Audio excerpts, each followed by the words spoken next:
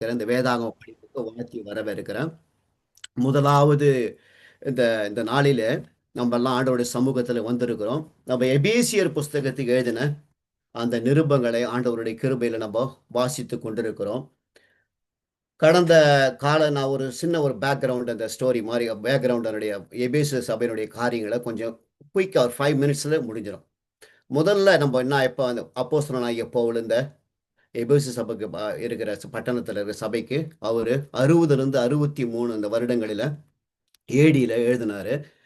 அவர் 2 தடவை விசிட் பண்ணியிருக்கிறார். முதல்ல ஒரு ஷார்ட் விசிட் பண்ணிட்டு திருப்பி அந்த இடத்துல 3 வருஷம் தங்கி அந்த இடத்துல ஊழியம் பண்ணி அதன் மூலமா அந்த இடத்துல சபை ஏற்பட்டது என்று அப்போஸ்தலர் நடபடிகள் 18ல் 19லிருந்து 28 அதுக்கப்புறம் அப்போஸ்தலர் 19 1லிருந்து 41 அதிகாரங்களை நீங்க வாசிச்சு பார்த்தீங்கன்னா அந்த 2வது மிஷினரி பயணத்திலையும் போனார். 3வது மிஷினரி பயணத்திலையும் அந்த எபேசு பட்டணத்துக்கு சென்று அந்த சபையை நிறுவின அந்த எபேசு சபை எப்படி உருவாக்கப்பட்டது என்ற காரியங்களை நம்ம தெரிந்து கொண்டோம். அதே போல் இந்த புக்கில் வந்து பார்த்தீங்கன்னா 6 அதிகாரங்கள் இருக்கிறது. முதல் 1லிருந்து 3 அதிகாரங்களை நீங்கள் பார்த்தீங்கன்னா த பிலீவர்ஸ் பொசிஷன் இன் கிரைஸ்ட், கிறிஸ்துவில் விசுவாசி நிலை என்ன என்ற காரியங்களை சொல்லியிருக்கிறாங்க.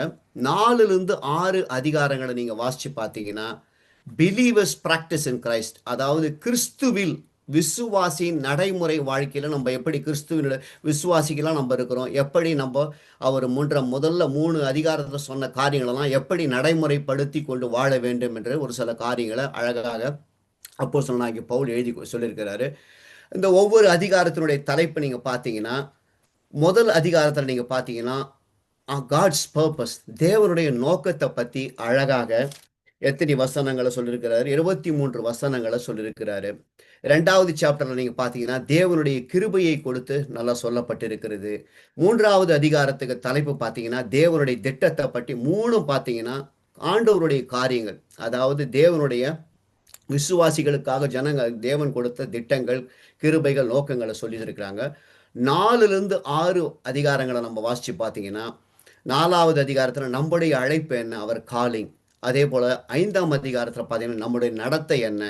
6வது அதிகாரத்தில் பார்த்தீங்கன்னா அவர் ரெஸ்பான்சிபிலிட்டிஸ் அண்ட் வார்ஃபேர், நம்முடைய பொறுப்புகள் மற்றும் எப்படி பிசாசின் தந்திரங்களுக்கு நம்ம யுத்தம் செய்து நம்மளுக்கு எதிராய் வருகிற காரியங்களை நம்ம யுத்தம் செய்து இயேசுவினுடைய நாமத்தால் நம்ம ஜெயம் எடுக்க முடியும் என்ற காரியங்களை அந்த 6ஆம் அதிகாரத்தில் முதல் 3 அதிகாரம் ஆண்டவருடைய பிளானு, மீதி 3 அதிகாரத்தில் நம்ம எப்படி அது காரியங்களை நடந்து கொள்ளணும் என்ற காரியங்களை சொல்லப்பட்டிருக்கிறது. இந்த புக் ஆஃப் எஃபிஷியன்ஸில் பார்த்தீங்கன்னா 155 வசனங்கள் இருக்கிறது. என்கேஜேவியில் பார்த்தீங்கன்னா 3016 வார்த்தைகள் உள்ளடங்கிய வார்த்தைகள் கொண்டு எழுதியிருக்கிற அப்போஸ்தலனாகிய தமிழில் நீங்கள் அந்த வசன வார்த்தைகளெல்லாம் பார்த்தீங்கன்னா 1539 வார்த்தைகள் அடங்கிய ஒரு 6 சாப்டர்ஸில் பார்த்தீங்கன்னா ஒவ்வொரு அதிகாரத்தில் எத்தனை சாப்டர்ஸ் இருக்குது, 155 வசனங்களை கொண்ட இந்த எபேசு பட்டணத்துக்கு இந்த ஒரு கடிதத்தை அப்போஸ்தலனாகிய பவுல் எழுதினார்.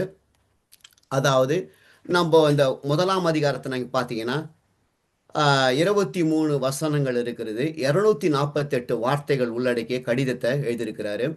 முதல் 1-2 வசனங்களை பார்த்தீங்கன்னா அந்த ஜனங்களுக்கு எப்படி வாழ்த்துதல் சொல்லி எழுதியிருக்கிற காரியங்கள் சொல்லியிருக்கிறாரு. 3லிருந்து 6 பார்த்தீங்கன்னா பிதாவாகிய தேவனின் செயல்களை குறித்து சொல்லப்பட்டிருக்கிறது. 7-8 வசனங்களை வாசித்து பார்த்தீங்கன்னா தேவனுடைய the work of God the son, தேவனுடைய குமாரனின் செயல்களை குறித்து சொல்லப்பட்டிருக்கிறது. 9லிருந்து 10 பார்த்தீங்கன்னா 12 பார்த்தீங்கன்னா அவருடைய சித்தத்தின் ரகசியத்தை பற்றி அப்போஸ்தலனாகிய பவுலுக்கு விளக்கி சொல்லியிருக்கிறாரு. 13லிருந்து 14 வசனங்களை நீங்கள் வாசித்து பார்த்தீங்கன்னா பரிசுத்த ஆவியினுடைய செயலை பற்றி சொல்லியிருக்கிறாரு. அதுக்கப்புறம் பார்த்தீங்கன்னா 15லிருந்து 19 பார்த்தீங்கன்னா அப்போஸ்தலனாகிய பவுலுடைய பிரேயரம், அவர் எப்படி நன்றி செலுத்தி அந்த ஜனங்களுக்கு ஒரு சில காரியங்களை சொல்லி கொடுக்குறான்ற ஒரு காரியத்தை சொல்லப்பட்டிருக்கிறது. 20லிருந்து 23 வசனத்தை பார்த்தீங்கன்னா ஆண்டவருடைய வல்லமையை குறித்தும் அந்த எபேசு சபை அந்த ஆண்டவருடைய வல்லமை எப்படி அப்படி அழகாக விளக்கி சொல்லி அந்த வல்லமையில் இருக்கிற கிறிஸ்துவனுடைய வல்லமையில் இருக்கிற காரியங்களை நீங்கள் எப்படி பெற்றுக்கொண்டு வளர வேண்டும் என்ற ஒரு சில காரியங்களை அழகாக அப்போஸ்தலனாகிய பவுல் இந்த கடிதத்தில் இந்த 1ஆவது அதிகாரத்தில் சொல்லியிருக்கிறாரு. நம்ம கடந்த வாரங்களை நாம் பார்த்தோம். முதல் 2 வசனங்களில் அப்போஸ்தலனாகிய பவுல் எப்படி வாழ்த்து சொன்னார். அவர் நான் அப்போஸ்தலனாகிய பவுல், அந்த அப்போஸ்தலனாகிய பவுல் ஆண்டவர் சித்தத்தினால அப்போஸ்தலனாகிய பவுலான அது நம்ம பரிசுத்தவான்களுக்கும் விசுவாசிகளுக்கும் இந்த எபேசு பட்டணத்துக்கு விசுவாசிகளுக்கு நாங்கள் எழுதுறேன் அப்படின்ற ஒரு 3 காரியங்களை சொல்றாரு. 2வது வசனத்தை பார்த்தீங்கன்னா, உங்களுக்கு கிருபையும் சமாதானமும் உண்டாவதாக என்று சொல்லி அவர்களை வாழ்த்துதல் சொல்லி 1, 2 வசனங்கள்ல சொல்றாரு. அடுத்த 3லிருந்து 6 வசனங்களை தான் நம்ம கடந்த வாரத்தில் நம்ம பார்த்தோம். அதாவது 3 காரியங்களை குறித்து பார்த்தோம். ஆவிக்குரிய ஆசீர்வாதங்கள். தேவன் என்ன நம்ம வாழ்க்கையில செய்திருக்கிறாருன்னா, நம்மளுக்கு ஆவிக்குரிய ஆசீர்வாதங்களை கொடுத்திருக்கிறாரு. நம்மளை தெரிந்து கொண்டிருக்கிறாரு. நம்மளை முன் குறித்திருக்கிறார். 3 காரியங்களை குறித்து அழகாக பார்த்தோம் ஆண்டவருடைய கிருபையில. 3வது வசனத்துல நீங்க பார்த்தீங்கன்னா, எப்படி தேவன் நம்மள ஆவிக்குரிய ஆசீர்வாதங்களெல்லாம் ஆசீர்வதிக்கிறார்னு பார்த்தீங்கன்னா, உன்னதங்களிலே இருக்கிற ஆசீர்வாதங்களால நம்மளை ஆசீர்வதிக்கிறாரு. கிறிஸ்துவுக்குள், உன்னதங்களிலே கிறிஸ்துவுக்குள் 2வது காரியமா, கிறிஸ்துவுக்குள்ள நம்ம வரும்போது தான் நம்ம உன்னதங்களில் நம்மளோட கூட ஆசீர்வாதம் நம்மளுக்கு கிடைக்கும். 3வது அதிலேயே சொல்லியிருக்கிறாரு, சகல ஆசீர்வாதம். அதாவது ஆவிக்குரிய காரியத்துல கொஞ்சம் நஞ்சம் இல்லை, இந்த ஆசீர்வாதம் கொஞ்சம் கொஞ்சம் கம்மி அப்படிலாம் இல்லை. சகல ஆசீர்வாதங்களை குறித்து 3 காரியங்கள் மூலமா அந்த ஆவிக்குரிய ஆசீர்வாதங்களை குறித்து அழகாக அப்போஸ்தலனாகிய பவுல் சொல்லியிருக்கார். நம்ம எப்படி தெரிந்து கொள்ளப்பட்டோம், எதற்காக தெரிந்து கொள்ளப்பட்டோம் என்ற காரியத்தை அடுத்த 4வது வசனத்துல அழகா சொல்றாரு. நம்ம அன்பிலே பரிசுத்தம் உள்ளவர்களா இருக்கணும். அது மாத்திரம் இல்லாத குற்றமில்லாதவர்களாக அது தமக்கு முன்பாக நிற்கணும். 2வதா சொல்லியிருக்கிறாரு, கிறிஸ்துவுக்குள்ளா நம்ம இருக்கணும் அப்படின்றது காரியத்துக்கு உலக தோற்றத்துக்கு முன்பாகவே நம்ம கிறிஸ்துவுக்குள் தெரிந்து கொண்டிருக்கிறாரு. ஒரு 4 காரியத்தின் மூலமா நம்மள தெரிந்து கொண்டிருக்கிற காரியங்களை குறித்து அப்போஸ்தலனாகிய பவுல் அந்த 4 ஒரு வார்த்தையும் நம்ம பிரிச்சு நம்ம படிக்கும் போது தான் நம்ம எப்படி ஆண்டவர் நம்மளை தெரிந்து கொண்டிருக்கிறாரு நம்ம அழகா நம்ம விளங்கி சொல்லலாம். ஏன்னா பரிசுத்தமாக வாழணும், குற்றமற்றவர்களாக இருக்கணும், தமக்கு முன்பாக நிறுத்தணும். உலக தோற்றத்துக்கு முன்பாகவே, ஆதியாகம வானம் பூமி உண்டாவதற்கு முன்பாகவே நம்மளை தெரிந்து கொள்றாரு கிறிஸ்துவுக்குள்.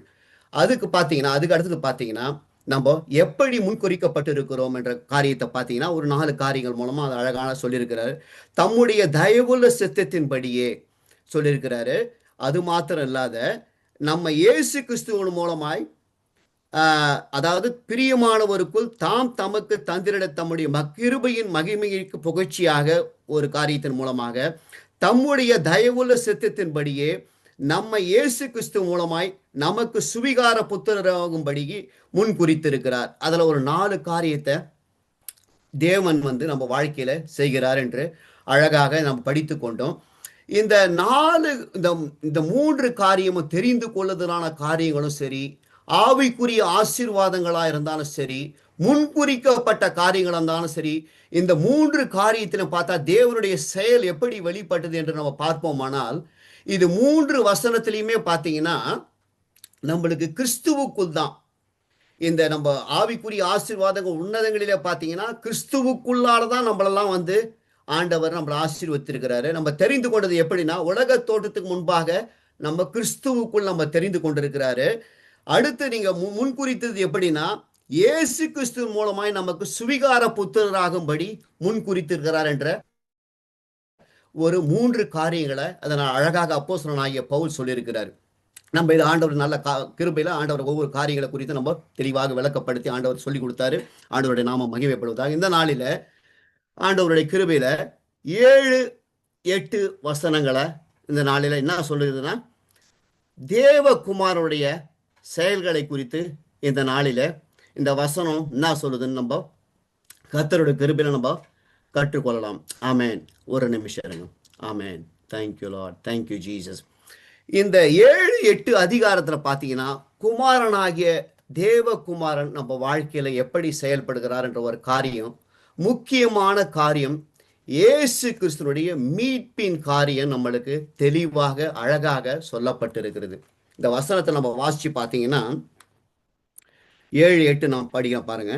அவருடைய கிருபையின் ஐஸ்வரியத்தின்படியே இவருடைய இரத்தத்தினாலே பாவ மன்னிப்பாகி மீட்பு இவருக்குள் நமக்கு உண்டாயிருக்கிறது.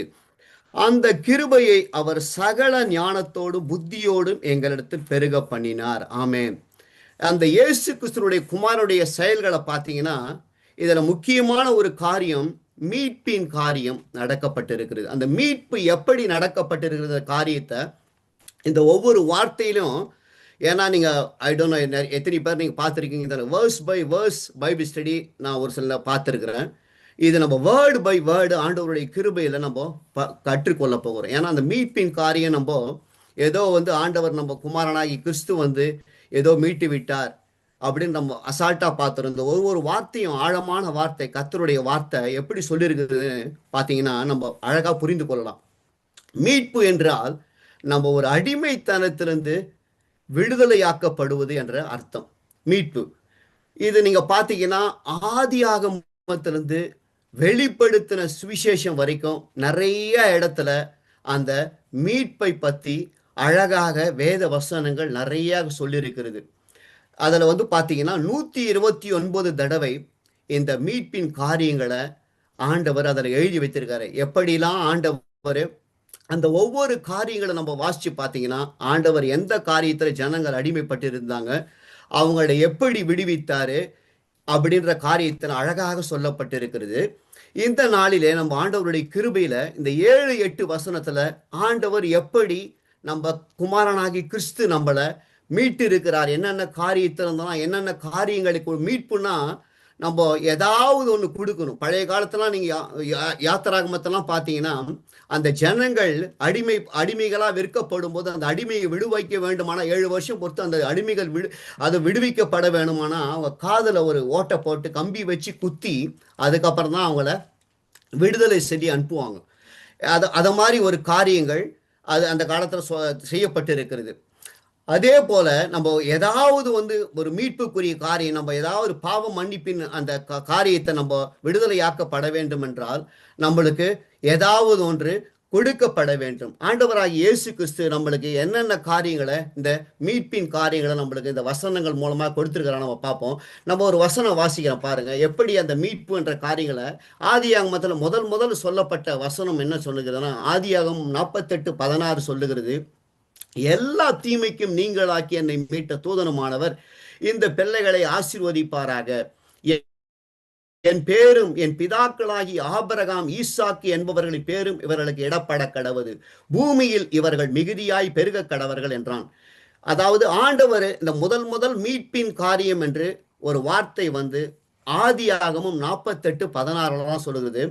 அந்த அந்த காரியத்துல யாக்கோபு மனாசாமி எப்ராயிமை அவரோட 2 கைகளை வச்சு ஆசீர்வதிக்கும் போது அவர் சொல்ற முதல் அந்த மீட்பின் காரியம் என்ன சொல்றேன்னா, எல்லா தீமைக்கும் நீங்கள் ஆக்கி என்னை மீட்ட தூதனமானவர். அந்த முதல் வசனம் சொல்லப்பட்ட அந்த மீட்பின் காரியங்களை பார்த்தீங்கன்னா அந்த தீமைக்கு விலக்கி நம்மளை மீட்டார் என்ற ஒரு காரியத்தை சொல்லப்பட்டிருக்கிறது. கடைசியா ரெவலேஷன் 14:33 சொல்லப்பட்டிருக்கிறது. அவர்கள் சிங்காசனத்திற்கு முன்பாகவும் 4 ஜீவன்களுக்கு முன்பாகவும் மூப்பர்களுக்கு முன்பாகவும் புது பாட்டை பாடினார்கள். அந்த பாட்டு பூமியிலிருந்து மீட்டு கொள்ளப்பட்ட 144,000 பேரே அல்லாமல் ஒருவரும் கற்றுக்கொள்ள கூடாது இருந்தது. அந்த கடைசி காலத்துல ஆண்டவருடைய மறுவருகையின் காலத்துல இது எப்படி அந்த 144,000 பேர் எப்படி மீட்டு கொள்ளப்பட்டார்கள்? ஏன்னா அவர்கள்லாம் வந்து ஸ்திரிகளால் தங்களை கரைப்படுத்தாதவர்கள் இவர்களே என்று அந்த வேத வசனம் சொல்லுகிறது. அப்படியான ஒரு பரிசுத்தமா வாழ்வதற்கென்று 144,000 பேரை மீட்டு கொண்டார் என்ற அந்த ஒரு காரியத்தை ஆண்டவராகிய இயேசு கிறிஸ்து நம்ம வேதத்துல கொடுக்கப்பட்டிருக்கிறது. நம்ம யாரால மீட்கப்பட முடியும்? ஆண்டவராகிய இயேசுக்கு ஆண்டவர் தேவனாகிய ஆண்டவர் மாத்திரம்தான் நம்மளை மீட்க வல்லவர். ஏசாயா 54:5 சொல்லுகிறது, உன் சிருஷ்டிகரே உன் நாயகர், சேனைகளின் கர்த்தர் என்பது அவருடைய நாமம், இஸ்ரவேலின் பரிசுத்தர் உன் மீட்பர், அவர் சர்வ பூமியின் தேவன் என்னப்படுவார். இந்த மீட்பின் காரியம் நம்ம ஆண்டவரால மாத்திரம்தான் நம்மளுக்கு செய்ய முடியும், வேற யாராலையுமே செய்ய முடியாது. மற்ற காரியத்தில் நம்ம மீட்கப்படுகிறோம் என்ற ஒரு காரியத்தை நம்ம நினைச்சு பார்த்தோம்னா ஏதோ ஒரு டெம்பரரி ரிலீஃபாக தான் கிடைக்கும். ஆண்டவர் மாத்திரம்தான் எல்லா காரியத்திலும் நம்ம மீட்டு நம்மளை ஆசீர்வதித்து நம்மளை நடத்த முடியும்.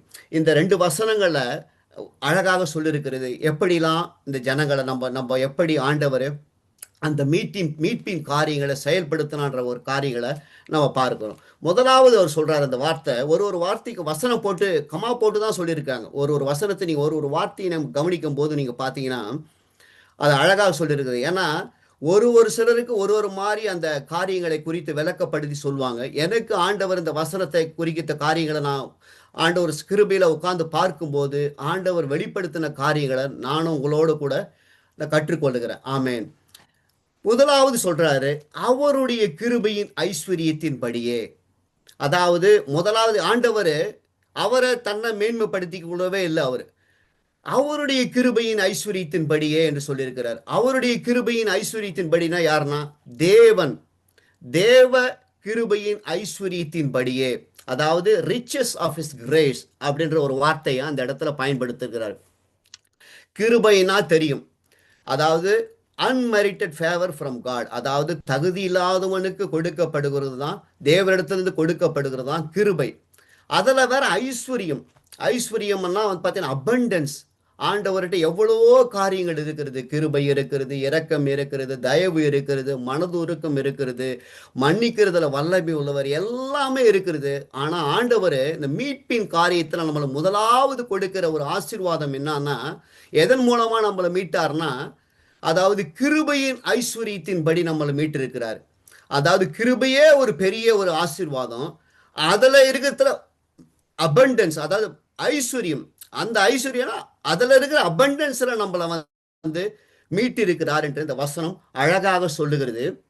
அந்த கிருபையின் ஐஸ்வர்யத்தில் இருக்கிற ஆசீர்வாதங்களை ஒரு சில வசனங்கள் அழகாக நம்மளுக்கு சொல்லியிருக்கிறார். அந்த ரெஃபரன்ஸ் வசனம் வாசிச்சு பார்த்தீங்கன்னா, அந்த கிருபையின் ஐஸ்வர்யத்தில் எவ்வளவு ஆசீர்வாதங்கள் இருக்கிறது நம்ம ஒரு சில காரியங்கள் நம்ம பார்த்துக்கலாம். ஏன்னா கிருபையின் ஐஸ்வர்யத்தின் பிரகாரம் மீட்பு இருக்கிறது. அது மாத்திரம் இல்லாத 2 கொரிந்தியர் 8:9 சொல்றாரு, நம்முடைய கர்த்தராகிய இயேசு கிறிஸ்துவின் கிருபையை அறிந்திருக்கிறீர்களே, அவர் ஐஸ்வர்யம் உள்ளவராய் இருந்தும் நீங்கள் அவருடைய தரித்திரத்தினாலே ஐஸ்வர்யம் ஆகும்படிக்கு உங்கள் நிமித்தம் தரித்திரரானரே. அந்த கிருபையின் ஐஸ்வர்யம் நம்மளுக்கு என்ன கொடுத்திருக்குதுன்னா, மீட்பு மாத்திரம் கொடுக்காத, நம்மளெல்லாம் வந்து தரித்திரத்தில் நம்ம வாழ்ந்த நம்மளை என்ன பண்ணுது, அபண்டன்ஸ் பிள்ளைகளாக நம்மளை மாத்திருக்கிறது. ஆமென்.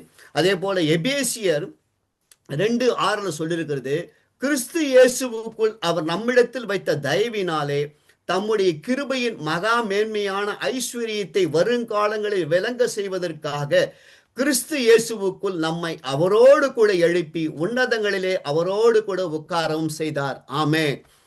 அந்த அடுத்த அந்த கிருபையின் ஐஸ்வர்யம் நம்மளுக்கு என்ன கொடுத்திருக்கிறதுன்னு பார்த்தீங்கன்னா, அவரோடு கூட உன்னதங்களிலே உட்காரும்படியான ஒரு பெரிய ஆசீர்வாதத்தை ஆண்டவர் கொடுத்திருக்கிறாரு. இந்த வசனம் அதான் அழகா சொல்லுது. அந்த அந்த அந்த வார்த்தை அப்படிதான் அது எழுதியிருக்கிறாரு. அப்போஸ்தலனாகிய பவுல் ஆவியில உணர்த்தப்பட்டு எழுதியிருக்கிறார், சொல்லியிருக்கிறார் பாருங்க. அவருடைய கிருபையின் ஐஸ்வர்யம், கிருபையின் ஐஸ்வர்யம் மீட்பை மாத்திரம் கொடுக்காத நம்மளை, தரித்திரரா இருக்கிற நம்மளை வந்து ஐஸ்வர்யவானா மாட்டி இருக்கிறது. அது மாத்திரம் இல்லாத உன்னதங்களிலே அவரோடு கூட அவருடைய ஆசீர்வாதங்களை உட்காரும்படியான அந்த கிருபையின் ஐஸ்வர்யம் நம்மளை ஆசீர்வதித்திருக்கிறது. ஆமென். 2வது காரியமாக சொல்லியிருக்கிறார் பாருங்க, இவருடைய இரத்தத்தினாலே. ஏன்னா ரத்தம் ஒரு மீட்புக்குரிய காரியத்தில் நீங்க 2வதா பார்த்தீங்கன்னா அதில் அழகா சொல்லியிருக்காரு, அவருடைய கிருபையின் ஐஸ்வர்யத்தின்படியே இவருடைய ரத்தத்தினாலே, இயேசு கிறிஸ்து ரத்தம் சிந்தி நம்மளை மீட்டு இருக்கிறார். ஆமென். ஏதோ நம்மளை எந்த விலைக்கரையும் செலுத்தாத அவரை நம்மளை மீட்கலை. 2வது காரியமாக அவருடைய ரத்தத்துல ஜீவன் இருக்கிறது. அந்த நம்மளுக்கு அந்த ரத்தத்தில் இருக்கிற ஜீவனையே கொடுத்து நம்மளை மீட்டு இருக்கிறாருன்னு சொல்லிருக்கிறது. அந்த ரத்தம் வந்து ஜீவனுக்கு சமானமானது. அந்த வசனம் லேவியாரகமம் 17:14 சொல்லுகிறது, சகல மாம்சத்துக்கும் ரத்தம் உயிராய் இருக்கிறது, ரத்தம் ஜீவனுக்கு சமானம், ஆகையால் எந்த மாம்சத்தின் ரத்தத்தையும் புசிக்க வேண்டாம், சகல மாம்சத்தின் உயிரும் அதன் ரத்தம் தானே, அதை புசிக்கிற எவனும் அறுப்புண்டு போவான் என்று இஸ்ரவேல் புத்திரருக்கு சொன்னேன். ஏன்னா அந்த ரத்தத்துல ஜீவன் இருக்கிறது. நம்ம ஏதோ ஒரு மீட்கப்பட்டோம் அப்படின்ற நம்ம ஒரு சிம்பிளா நம்ம நினைச்சிருக்கிறோம். முதல்ல அந்த கிருபையினுடைய ஐஸ்வர்யம், அந்த அபண்டன்ஸ்ல இருந்து நம்மளை மீட்டிருக்கிறார். 2வது ரத்த சிந்தி, அந்த ரத்த ஜீவன் இருக்கிற அவர் ஜீவனை கொடுத்து நம்மளை மீட்டிருக்கிறார். ஏன்னா ஒரு மனுஷனுக்கு 5 லிட்டரு, ஒரு சராசரி ஒரு மனிதனுக்கு 5 லிட்டரு ரத்தம் இருக்கிறது என்று சொல்லப்படுது. அந்த ரத்தம் தான் நம்மளுக்கு வந்து ஆக்சிஜனு, சாப்பாடு, எல்லா ஹார்மோன்ஸு, நம்மளோட பாடிக்கு தேவையான எல்லா நியூட்ரியன்ஸ் எல்லாம் எடுத்துக்கொண்டு போகிறது. அந்த இரத்தத்தையே நம்மளுக்காக கொடுத்து, ஏன்னா ஒரு ஒரு மீட்கப்பட வேண்டும் என்றால் ஏதாவது ஒரு விலைக்கரையும் செலுத்த வேண்டும். அதனால தான் அந்த வசனத்துல, ஏன்னா அந்த எபேசு பட்டணத்தில் இருக்கிற சபை ஜனங்கள் புரிந்து கொள்ளணும். ஏதோ குமாரனுடைய செயல் ஏதோ சிம்பிளா இருக்குது தெரிஞ்சுக்க கூடாதுன்றதுக்காக தான் ஒவ்வொரு வார்த்தையும் அவர் ஆழமா எழுதியிருக்கிறாரு. உங்களுடைய கிருபையின் ஐஸ்வர்யத்தின்படி உங்களை மீட்டிருக்கிறார். அது மாத்திரம் இல்லாத அவருடைய ரத்தத்தினாலே, அவருடைய ரத்தத்தை சிந்தி 5 லிட்டர் ரத்தத்தை சிந்தி அந்த கடைசி ரத்தம் தண்ணியா போச்சு. அந்த அவருடைய இறக்கும் போது பார்த்தீங்கன்னா தண்ணீரா போட்டு அவர் தாகம் என்று கதறி கடைசியா பிதாவே என் ஆவியை ஒப்பு கொடுக்கிறேன் என்று நமக்காக, நம்மளுக்காக, எல்லாருக்காகவும் அவர் நம்மளை எல்லா பாவத்திலிருந்து மீட்டு ரட்சித்திருக்கிறாரு. 3வது காரியமா அந்த வசனம் சொல்லுகிறது பாவ மன்னிப்பு. ஏன்னா நம்மளுக்கு பாவத்திலிருந்து நம்மளுக்கு மன்னிப்பு வேண்டும். பாவம் என்றால் என்னன்னா, அதாவது இம்மாரல் ஆக்டிவிட்டிஸ் அகெயின்ஸ்ட் காட்ஸ் லா. ஆண்டவருக்கு விரோதமான செய்கிற எல்லாமே பாவம். நம்ம எதிலிருந்து நம்ம மீட்கப்பட்டோம் என்ற ஒரு காரியம், எதனால மீட்கப்பட்டோம், எதிலிருந்து மீட்கப்பட்டோம் என்று நம்மள நல்ல காரியங்களை செய்திருக்கணும். பாவம் ஆண்டவருக்கு விரோதமான ஒரு காரியம். ஏன்னா பாவம் செய்கிற ஆத்துமா சாகவே சாகும் என்று வேத வசனம் சொல்லுகிறது. எசேக்கியேல் 18:4 நீங்க வாசிச்சு பார்த்தீங்கன்னா அதில் அழகா எசேக்கியேல் இஸ்ரவேல் ஜனங்களை பார்த்து அழகாக சொல்லுகிறார், இதோ எல்லா ஆத்துமாக்களும் என்னுடையவைகள், தகப்பனின் ஆத்துமா எப்படியோ அப்படியே மகனின் ஆத்துமாவும் என்னுடையது, பாவம் செய்கிற ஆத்துமா சாகவே சாகும் என்று சொல்லியிருக்கிறார். நம்ம பாவத்தினுடைய சம்பளம் என்னன்னா மரணம். ரோமர் 6:23 சொல்லுகிறது, பாவத்தின் சம்பளம் மரணம், தேவனுடைய கிருபை வருமோ நம்முடைய கர்த்தராகிய இயேசு கிறிஸ்துவினால் உண்டான நித்திய ஜீவன். ஆமென். இந்த பாவத்திலிருந்து நம்ம மீட்கப்படணும். அதுக்காக தான் அவர் என்ன பண்ணாரு, நம்ம பாவத்துல மரணித்து விடக்கூடாது, அழிந்து போகக்கூடாது என்ற ஒரு காரியத்துக்காக அவரு நம்மளுக்கு பாவத்தை மன்னித்தார். ஆமே. கொலேசியர் 2:13 அழகாக சொல்றது அந்த பாவத்தை குறித்ததான காரியங்கள், ஆண்டவர் எப்படி அந்த பாவத்தை குறித்ததான காரியங்களை மன்னித்தாரு அப்படின்ற ஒரு காரியம் அழகாக அப்போஸ்தலனாகிய பவுல் கொலேசு பட்டணத்துக்கு எழுதியிருக்கிற சபைக்கு எழுதியிருக்கிறார் பாருங்க. 2:13 சொல்லியிருக்கிறாரு, உங்கள் பாவங்களினாலேயும் உங்கள் மாம்ச விருத்த சேதனம் இல்லாமையினாலேயும் மரித்தவர்களாயிருந்த உங்களையும் அவரோடு கூட உயிர்ப்பித்து அக்கிரமங்கள் எல்லாவற்றையும் உங்களுக்கு மன்னித்து நமக்கு எதிரடையாகும் கட்டளைகளால் நமக்கு விரோதமாகவும் இருந்த கையெழுத்தை குலைத்து அதை நடுவில் இராதபடிக்கு எடுத்து சிலுவையின் மேல் ஆணி அடித்து துரைத்தனங்களையும் அதிகாரங்களையும் உரிந்து கொண்டு வெளியரங்கமான கோலமாக்கி அவைகளின் மேல் சிலுவையில் வெட்டி சிறந்தார். ஆமென். நம்ம பாவத்திலிருந்து மரணித்து விடக்கூடாது, அழிந்து போகக்கூடாது என்ற ஒரே நோக்கத்துக்காக நம்மளை பாவத்தை மன்னித்து அதிலிருந்து நம்மளை மீட்டு கொண்டிருக்கிறார். ஏன்னா நம்ம பாவத்தில், இந்த கொலைசீர் சொன்னது மாதிரி, நம்ம பாவத்தில் மரித்தவர்களாக இருந்தோம். அதெல்லாம் நம்மளுக்கு மன்னித்து எதிரடியாக இருந்த எல்லா கையெழுத்தெல்லாம் குலைத்து போட்டு நம்மளை சிலுவையில் நம்மளுக்காக வெட்டி சிறந்து நம்மளை அந்த பாவ மன்னிப்பை கொடுத்து நம்மளை மீட்டிருக்கிறார். 3வதாக நம்ம கற்றுக்கொண்டோம். முதல்ல அவர் அழகாக சொல்றாரு, அவருடைய கிருபையின் ஐஸ்வர்யத்தின் மூலமா நம்ம மீட்கப்பட்டோம். 2வது அவருடைய ரத்தத்தினாலே மீட்கப்பட்டோம். 3வது நம்ம பாவ மன்னிப்பை கொடுத்து நம்மளை மீட்டிருக்கிறாரு. அடுத்து இவருக்குள் நமக்கு உண்டாயிருக்கிறது. எவருக்குள்? இயேசு கிறிஸ்துவுக்குள்.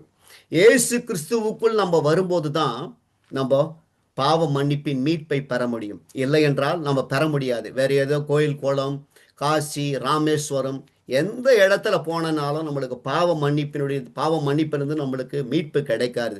ஆண்டவருக்குள்ளாக நம்ம வரும்போது தான் நம்மளை பாவம் மன்னித்து அதிலிருந்து ஆண்டவராகிய இயேசு கிறிஸ்து நம்மளை மீட்டு ரட்சித்து அவருடைய ஆசீர்வாதங்களை கொடுக்க முடியும். வேற எந்த காரியத்தின் மூலமாக நம்மளுக்கு அந்த பாவ மன்னிப்பின் மீட்பு நம்மளுக்கு கிடைக்காது. ஆண்டவருக்குள்ள ஏன்னா ஏன் ஆண்டவரை ஏற்றுக்கொள்ளுங்க, கிறிஸ்துவின் மூலமா ரட்சிக்கப்படுங்க.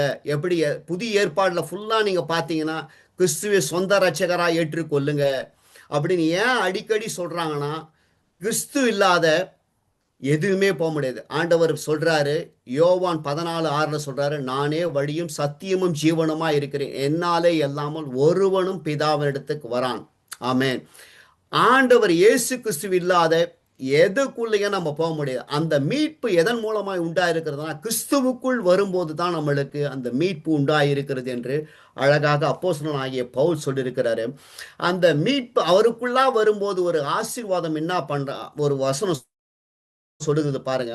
இயேசுவுக்குள்ளா நம்ம வரும்போது நம்மளுக்கு மீட்பு மாத்திரம் கிடைக்கிறது அல்லாத, பாவ மன்னிப்பினுடைய மீட்பு மாத்திரம் கிடைக்கிறது அல்லாத, ரோமர் 3:24 அந்த இயேசு கிறிஸ்துக்குள்ளாய் வரும்போது எத்தனையோ ஆசீர்வாதங்கள் இருக்கு. ஒரு வசனம் என் உள்ளத்துல ஆழமா அந்த உணர்த்தப்பட்ட வசனம் 3:24 சொல்லு, இலவசமாய் அவருடைய கிருபையினாலே கிறிஸ்து இயேசுவிலுள்ள மீட்பை கொண்டு நீதிமான்களாக்கப்படுகிறார்கள். நம்ம ஆண்டவருக்குள்ள நம்ம வரும்போது முதலாவது ரட்சிக்கப்பட்டு நம்ம நீதிமான்களாக்கப்படுகிறோம். அது மாத்திரம் அல்ல, பரிசுத்தவான்களாய் மாற்றப்படுகிறோம். 1 பேதுரு 2:9 சொல்லுகிறது, அந்தகாரமான இருளிலிருந்து ஆச்சரியமான ஒளியிடத்தை அழைத்து வந்தவருடைய புண்ணியங்களை அறிவிக்கும்படியாக தெரிந்து கொள்ளப்பட்ட சந்ததியாகவும் பரிசுத்த ராஜரீக ஆசாரிய கூட்டமாகவும் உமக்கு சொந்த ஜனமாகவும் அப்படின்னு பரிசுத்த ஜாதியாகவும் தெரிந்து கொண்டார் என்று 4 ஆசீர்வாதங்களை கொடுத்திருக்கிறார். ஆண்டவருக்கு இயேசு கிறிஸ்துக்குள்ள வரும்போது தான் நம்மளுக்கு இப்படிப்பட்ட ஆசீர்வாதங்களும் கிருபைகளும் நன்மைகளும் நம்மளுக்கு கிடைக்கும். வேற எந்த இடத்துலையும் போக கிடைக்காது. அடுத்த வார்த்தை அதில் சொல்லியிருக்கிறார் பாருங்க. அந்த கிருபையை 8வது வசனத்துல முதல்ல தொடுகிறார். எந்த கிருபையை? மீட்பின் கிருபையை. ஏன்னா நம்ம நிறைய தடவை பார்த்துருக்கிறோம், கிருபையை ரட்சிப்பு ஒரு கிருபைன்னு சொல்லியிருக்கோம்.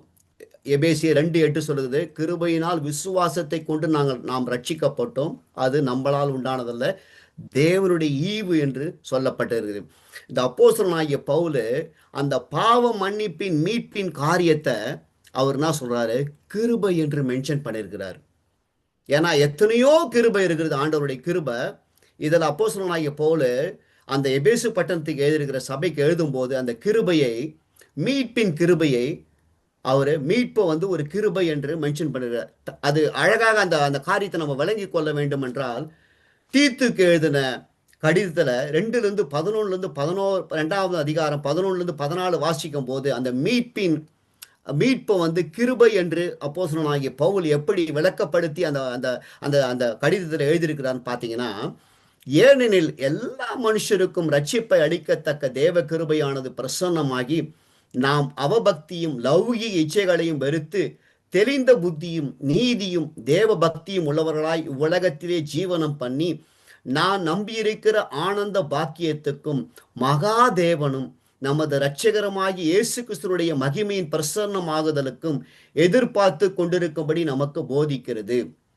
அவர் நம்மை சகல அக்கிரமங்களிலிருந்து மீட்டு கொண்டு தமக்குரிய சொந்த ஜனங்களாகவும் நற்கிரிகளை செய்ய பக்தி வைராகியம் உள்ளவர்களாகவும் நம்மை சுத்திகரிக்கும்படி நமக்காக தம்மை தாமே ஒப்பு கொடுத்தார். ஆமென். ஏன்னா அந்த ரட்சிப்பின் தேவ கிருபை பிரசன்னமாகி அந்த நம்மளை எப்படிலாம் மீட்டு எந்தெந்த காரியங்களெல்லாம் 14வது வசனத்தில் தொடக்கத்தில் சொல்ற சகல அக்கிரமங்களிலிருந்து அந்த தேவ கிருபை நம்மளை மீட்டு நம்மளை தமக்கு உரிய சொந்த ஜனங்களாகவும் நற்கிரிகளை செய்ய பக்தி வைராக்கியம் உள்ளவர்களாகவும் நம்மை சுத்திகரிக்கும்படி நமக்காக தம்மை தாமே ஒப்பு கொடுத்தார். அது மீட்பும் அப்போஸ்தலனாகிய பவுல் ஒரு கிருபை என்று மென்ஷன் பண்ணி, அந்த கிருபையில் எத்தனையோ காரியங்கள் இருக்குது. ரட்சிப்பின் கிருபையின் இருக்கிறது. அது இந்த அப்போஸ்தலனாகிய பவுல் இதை அந்த ஜனங்களுக்கு விளக்கப்படுத்தி சொல்லும்போது அந்த கிருபையை மீட்பு பாவம் மன்னிப்பை மீட்பின் கிருபையாய் சொல்லி அழகாக விளக்கப்படுத்தி இந்த தீத்துக்கு எழுதும்போது அந்த கிருபை எப்படி நம்மளுக்கு ஆசீர்வாதங்களை கொண்டு வருகிறது என்று அழகாக சொல்லியிருக்கிறாரு. அடுத்ததாக சொல்றாரு, He made to abound towards us wisdom and prudence. அதாவது அவர் சகல ஞானத்தோடும் புத்தியோடும் எங்களிடத்துல பெருக பண்ணினார். ஆமேன். அந்த பாவ மன்னிப்பின் மீட்பின் அந்த காரியத்தை அவர் எப்படி அப்போஸ்தலனாகிய பவுலுக்கு அதை பெருக பண்ணியிருக்கிறார் பார்த்தீங்கன்னா, அவர் சகல ஞானத்தோடும் புத்தியோடும் எங்களிடத்தில் பெருக பண்ணினார் என்று சொல்லியிருக்கிறார்.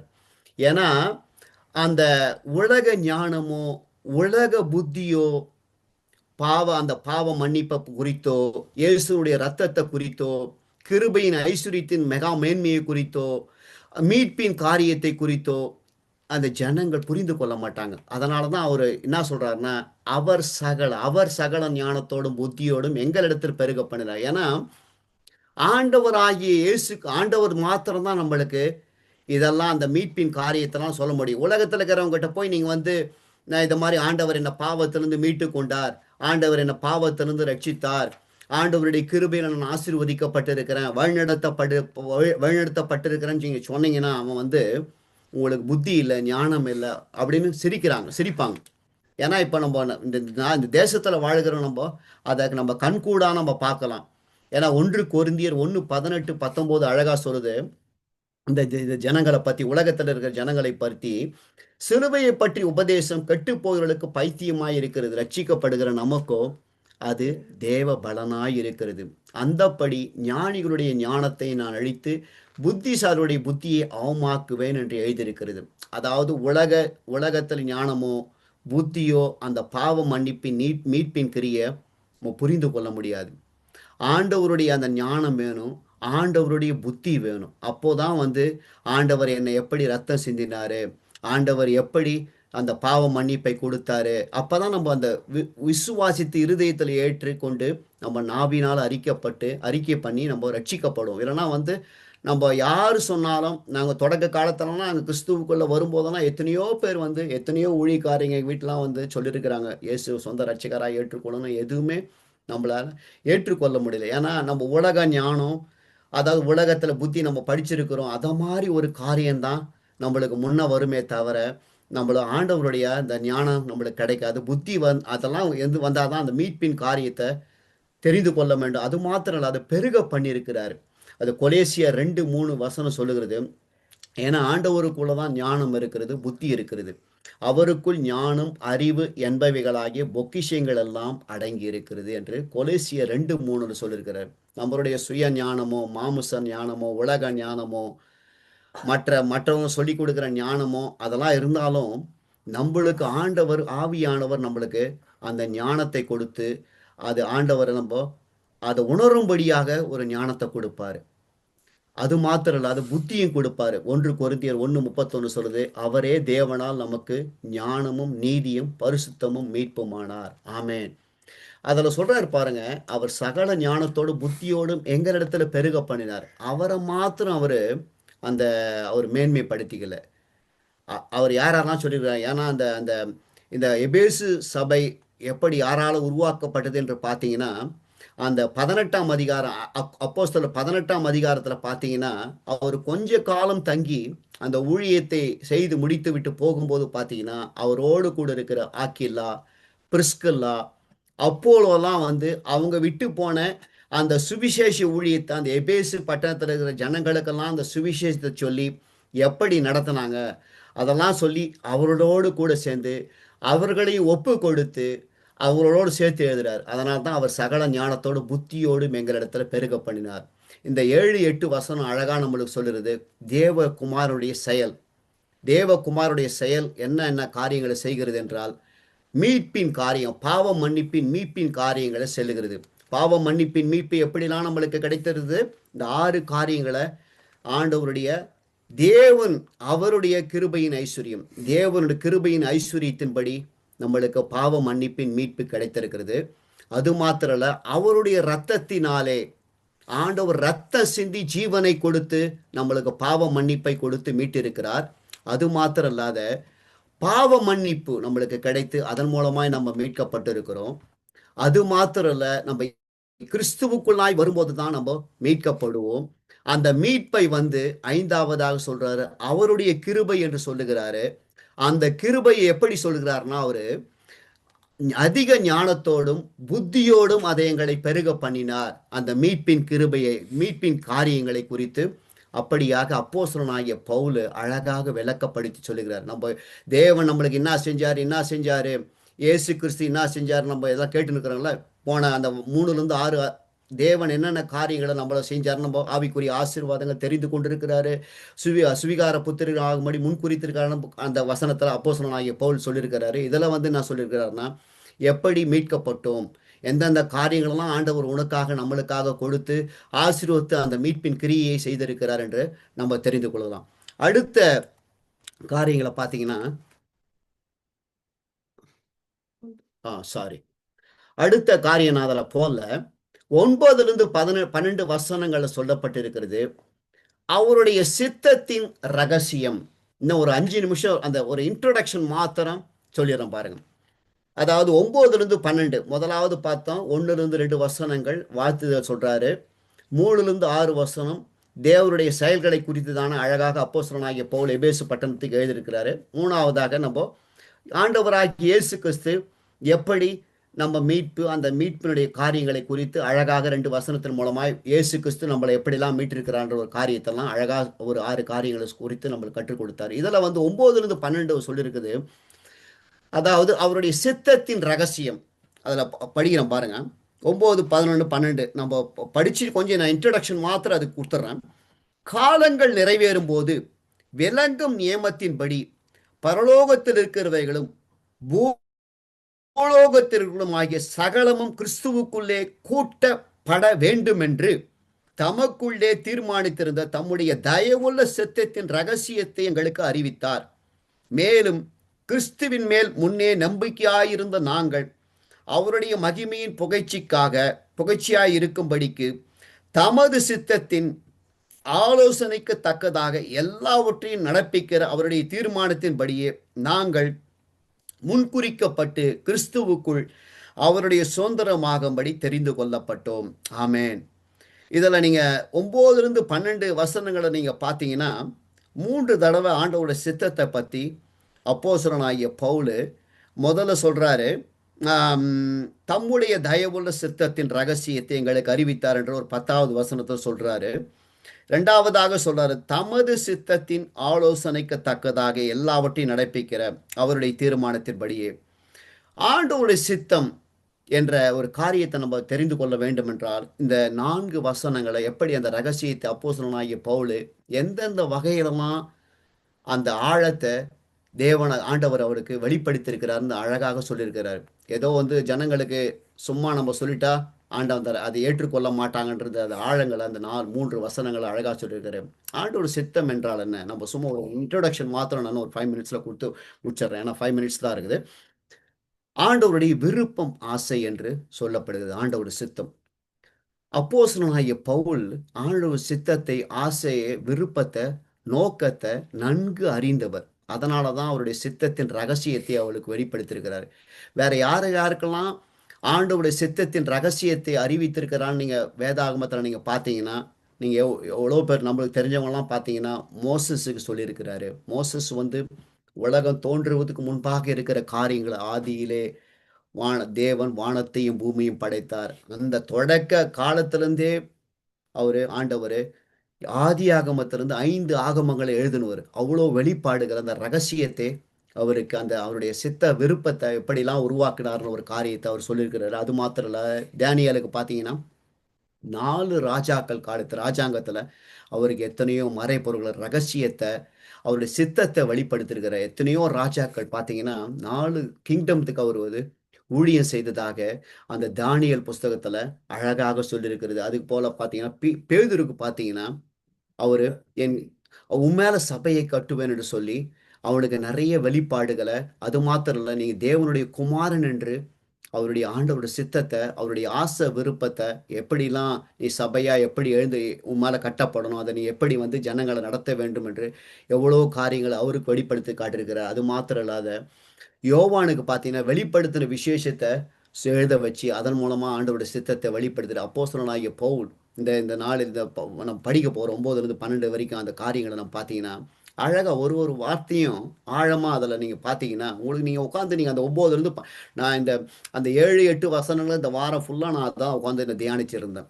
ஏன்னா அது ஒரு வார்த்தையை நம்ம படிக்கும்போது ஆண்டவர் எப்படிலாம் நம்மளை மீட்டிருக்கிறாரு, அது ஒரு வார்த்தையும் அப்போஸ்தலனாகிய பவுல் எப்படி தான் எழுதியிருக்கிறார். ஏன்னா வானமும் பூமி ஒழிந்து போனாலும் ஒரு வார்த்தையில் ஒரு உறுப்பாகலும் ஒழிந்து போவதில்லை. கமா, புல் ஸ்டாப்பு, செமிகோலன், ஒவ்வொரு வார்த்தையும் நான் பார்ப்பேன். அதில் என்ன முக்கியமான அந்த வசனத்தில் என்ன காரியத்துக்காக இதை மாதிரிலாம் அது சுற்றி எழுதியிருக்காங்க நான் உட்காந்து பார்த்துனே இருப்பேன்.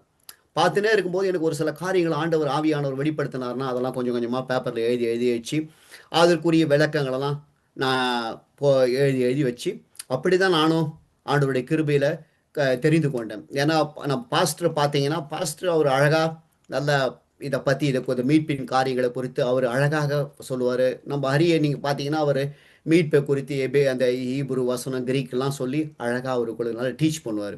எனக்கு ஆண்டவர் கொடுத்த கிருபை என்னன்னா ஒரு வார்த்தை வேர்ஸ் அதாவது வேர்டு பை வேர்டு அந்த ஒரு காரியம் ஒரு வசனத்தில் என்னத்துக்காக கொடுக்கப்படுது, என்ன மெயின் தீம் அந்த வசனத்தில் இருக்குதுன்னு சொல்லி அதை குறித்து நான் ஒவ்வொரு வார்த்தையும் குறித்து அதன் மூலமாக தான் நான் அந்த வார்த்தையினுடைய ஒரு ஒவ்வொரு வாழத்தை நம்ம புரிந்து கொள்ளும்போது நம்ம நிறைய காரியங்களை நம்ம தெரிந்து கொண்டு ஆசீர்வதிக்கப்படும்.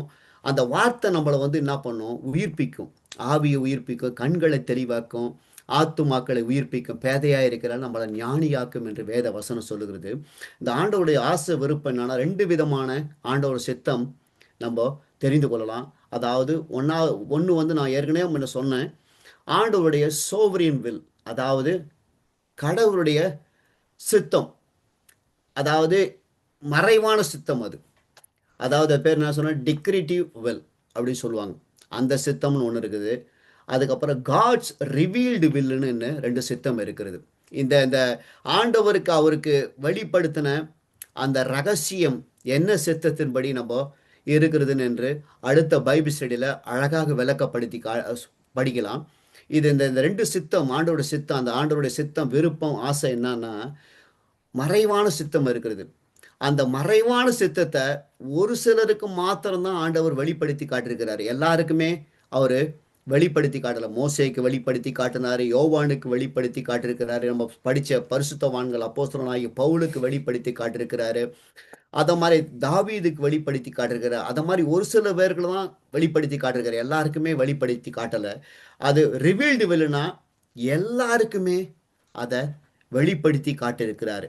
அந்த சோவரின் வில்ல வசனம் சொல்லுகிறது, ஒரு ரெஃபரன்ஸ் வசனம் சொல்லுது, ஐசையா 46:10-11 சொல்லுகிறது.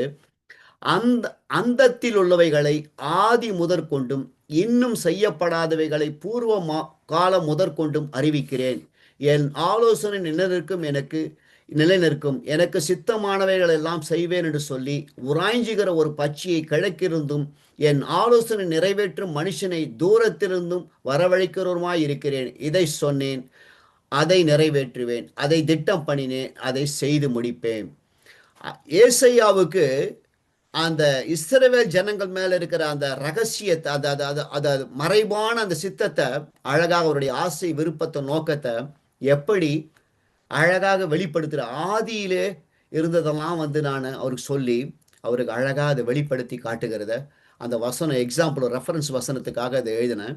அதே போல் அந்த ரிவீல்டு வில், ஆண்டவர் வெளிப்படுத்தப்பட்ட அந்த சித்தம் எப்படின்னா 1 தெசலோனிக்கர் 4:3 சொல்லுது, நீங்கள் பரிசுத்தம் உள்ளவர்களாக வேண்டும் என்பதே தேவனுடைய சித்தமாக இருக்கிறது. அந்தபடி நீங்கள் வேசி மார்க்கத்துக்கு விலகி இருந்து நம்ம பரிசுத்தமாக வேண்டும் என்று. அதாவது ரிவீல்டு, நம்ம ஆண்டவருடைய கட்டளை பார்த்தீங்கன்னா 643 கட்டளை, 365 கட்டளை செய்யாத, மீதி 248 கட்டளை செய் அப்படின்ற காரியத்தை 10 கட்டளையாக சுருக்கி முதல் 4 கட்டளை தேவனுக்கு முன்பாக நம்ம 613 கட்டளை. முதல்ல 4 கட்டளைகளை பார்த்தீங்கன்னா தேவனுக்கு என்னென்ன செய்யணும், மீதி 6 கட்டளை மனுஷனுக்கு முன்பாக மனுஷனிடத்தில் எப்படி இருக்க வேண்டும் என்று சுருக்கி அந்த 613 கட்டளையை அதை மாதிரி சொல்லப்பட்டிருக்கிறது. இதெல்லாம் வந்து ரிவீல்டு வில்லில் ஆண்டவருடைய சித்தம், இதனுடைய ஆசை, நீங்கள் அப்படி தான் ஒழுக்க முறையாக ஆண்டவருடைய வார்த்தையை கை கொண்டு நீங்கள் இப்படி தான் வாழ வேண்டும் என்று நம்மளுக்கு வெளிப்படுத்த அந்த சித்தத்தை வெளிப்படுத்திருக்கிறாரு. மறைபொருளான சித்தத்தை வந்து ஒரு சில பரிசுத்தவான்களுக்கு மாத்திரம்தான் அந்த மறைபொருள்களை வெளிப்படுத்தி அவருடைய சித்தத்தை, அவருடைய ஆசை விருப்பத்தை அப்போஸ்தலனாகிய பவுல் சொன்னது போல அவருக்கு வெளிப்படுத்தி காட்டிருக்கிறாரு. ஆண்டவருடைய நாமம் மகிமைப்படுவதாக. ஆண்டவர் ஸ்தோத்திரம். பாஸ்டர் நம்மளை சொல்லி இந்த வசனங்கள்லாம் ஒப்பு கொடுத்து அந்த ஆண்டவருடைய மீட்பின் காரியங்களை எப்படிலாம் நம்ம பெற்றுக்கொண்டோம், கர்த்தராகிய இயேசு கிறிஸ்து மூலம் மீட்பின் ஆசீர்வாதங்களை எப்படி பெற்றுக்கொள்ளும் என்று அதை ஒப்பு கொடுத்து ஆண்டவருடைய சித்தம் நம்ம வாழ்க்கையில் எப்படி நிறைவேற வேண்டும் என்று காரியங்களெல்லாம் ஒப்பு கொடுத்து நம்மளை ஆசீர்வதித்து ஜெபிக்குமாறு கேட்டுக்கொள்கிறேன்.